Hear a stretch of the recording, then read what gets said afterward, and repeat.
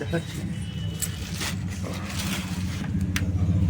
এ পাবদা পাবদা পাবদা কি বানাবো? সর্ষে পাবদা নাকি আমার তো পোস্ত ফেভারিট পাবদা? ওটাই, সর্ষে পোস্ত দুটো দেন। দুটো দিয়ে করবো, মিক্সড। ওকে। লাস্টে ধনেপাতা দিয়ে দেবে। ওকে, তো আজকে বানাবো সর্ষে আর পোস্ত বাটা দিয়ে পাবদা। তো পাবদা মাছ বানাবো, কিন্তু এই পাবদা মাছ খাওয়ার জন্য আজকে একজন আসছে গেস্ট আমার বাড়িতে। আর গেস্টটাকে তোমরা অনেকেই চেনো। গেস্ট দেখার জন্য কিন্তু সম্পূর্ণ ভিডিওটা দেখতে হবে। যাই হোক, পাবদা মাছটা ভালোভাবে আমি ধুয়ে কেটে নিয়ে এসেছি। একটু হলুদ, নুন আর সর্ষের তেল দিয়ে মেখে নেব। আর দেখতেই পারলে সর্ষে, পোস্ত আর কাঁচা লঙ্কাটা আমি ভিজিয়ে রেখেছি।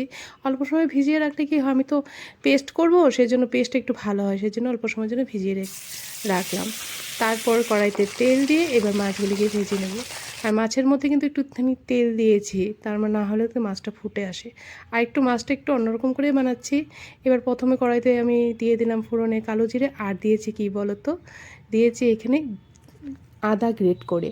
তারপর একটু হলুদের গুঁড়ো, লঙ্কার গুঁড়ো, নুন দিয়ে ভালোভাবে একটুখানি জল দিয়ে কষিয়ে নিলাম। তারপর এর মধ্যে দিয়ে দিলাম একটা টমেটো বাটা।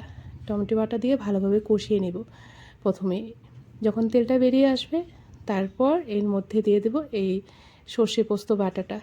আর এখন জাস্ট কালারটা দেখো কত সুন্দর লাগছে, একদম মানে হোয়াইটের মধ্যে রেড, একদম সুন্দর একটা কম্বিনেশন হচ্ছে কিন্তু কালারটা, তাই না বলো? তারপর একটু দিয়ে দিলাম চিনি, দিয়ে একটু ভালোভাবে কষিয়ে নিব।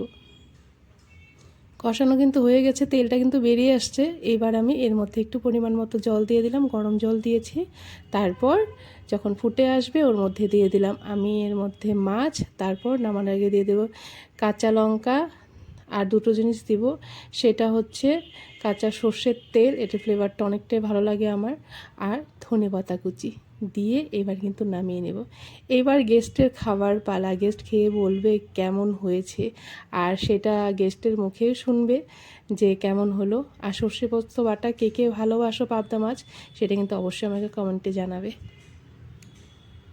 চলো এইবার গেস্টে খেতে দিয়ে দিয়েছি, এবার গেস্ট নিজেই বলবে যে কেমন লাগলো খেতে।